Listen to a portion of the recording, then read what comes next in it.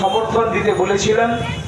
সমস্ত ব্যবসায়িক বন্ধুরা তারা দোকানপাট বন্ধ রেখে, তাদের প্রতিষ্ঠানটি বন্ধ রেখে এই সহযোগিতার হাত বাড়িয়ে দিয়েছিলেন, বিশেষ করে যে আন্দোলন, সেই আন্দোলনকে ত্বরান্বিত করার জন্য।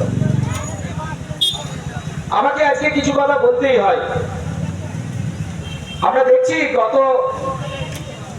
কয়েকদিন ধরে তৃণমূলের নেতারা পথে নামছে, আন্দোলন করতে নামছে। স্বয়ং মুখ্যমন্ত্রী মমতা ব্যানার্জি উনি বিচার চাইতে রাস্তায় নামছে। ছি মমতা ব্যানার্জি, ছি, আপনাকে আমরা ধিক্কার জানাচ্ছি। আপনি ওই মুখ্যমন্ত্রী চেয়ারে বসার মর্যাদা হারিয়েছেন, অবিলম্বে আপনাকে পদত্যাগ করা উচিত।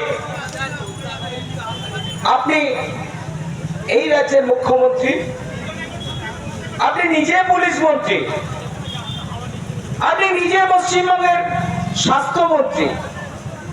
খুনটা কোথায় হয়েছে? হাসপাতালে। হাসপাতালটা কে দেখে? কার ডিপার্টমেন্টে? স্বাস্থ্য ডিপার্টমেন্ট, স্বাস্থ্যমন্ত্রী দেখেন। সরকারি হাসপাতাল, স্বাস্থ্য ব্যবস্থা বেহাল, কিচ্ছু নেই, শুধু চুরি চলে, ওষুধপাতি বিক্রি চলে, যৌন র্যাকেট চলে। কি চলে না হাসপাতালে? আপনি তো পশ্চিমবঙ্গের মুখ্যমন্ত্রী, বড় বড় বড়াই করে কার্ড নিয়ে দেখান, স্বাস্থ্য সাথী কার্ড। ওই কার্ডে চিকিৎসা হয়, হাসপাতালে গেলে ফিরে আসতে হয়।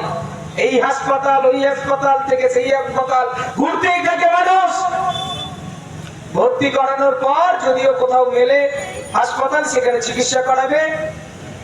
আপনি কোনো সার্জারি করাতে যাবেন, বলবে হবে না। যদিও কোথাও হয়, তাহলে বাকি টাকা সবটাই শেষ আপনার একবার হাসপাতালে ভর্তি করলে।